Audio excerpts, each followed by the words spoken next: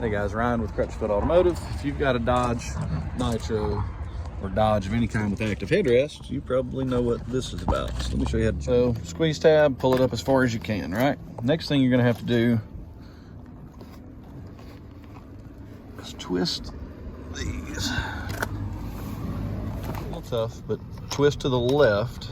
You can see it kind of cap. Just pushes down over here. Same thing with this one. See if I can get it with one hand or not. Nope, I'm gonna need two hands. But twist, and you can take something and kind of pry this one up, honestly. I guess they push down more so than they twist, but twisting got this one pop loose. All right, so you can come to the top. So this will come out the rest of the way, but if you can see it, I'm gonna try and pull it out through the top, we'll see. There's a plug on this, so this is wired in, so that's fun. So let me see what I can do to pull it up. All right, so here's the other release. This here. See how I'm having to, I'm not sure if you're able to see it, but from the outside, that's what's catching when you come to the top. So press it in here, use the actual release that's there, along with this outside release here. It should come up and out. But let's see. Let's see if I can prop you up again. Let's see if that works.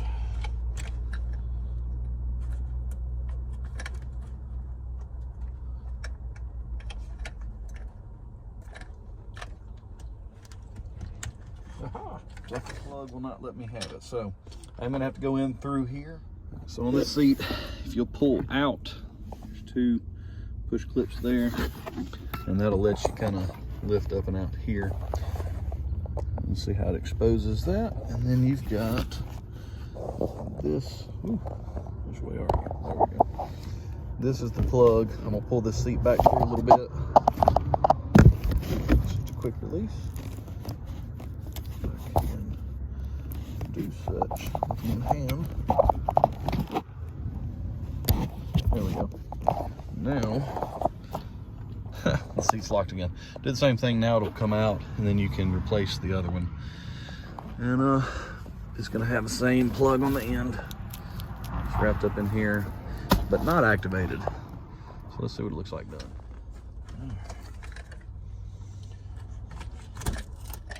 So that's how it looks coming out.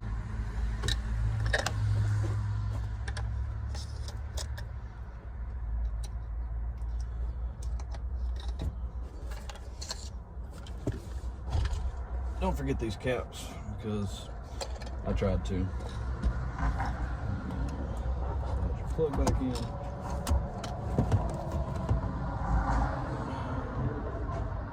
Let's see if this one explodes.